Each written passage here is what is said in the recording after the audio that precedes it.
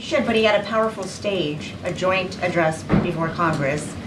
Do you agree with assertions that Iran financially backs some of the protesters, that if there are Palestinians in Gaza who aren't getting enough food, it's not because Israel is blocking it, as two examples?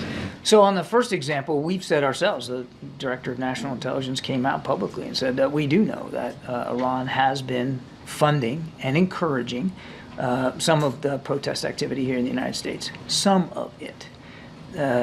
We do not believe that all the protest activity out there on a daily basis is being fully funded by Iran. There's a lot of organic concern out there in the American people about what's going on in the Middle East, and most of these protests are formed and fashioned in that regard.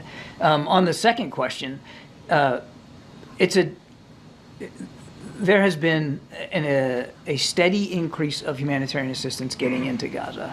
The problem isn't getting it to Gaza right now.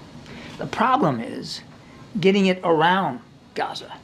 And one of the reasons why it's so dang difficult to move things around inside Gaza is because there's a war going on and bombs are dropping.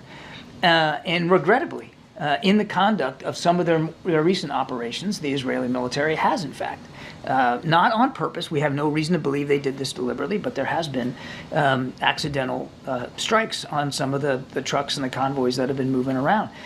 So it's not one or the other. There's a lot of reasons why it's not moving around, and some of that is, of course, the military activity of the Israelis inside Gaza.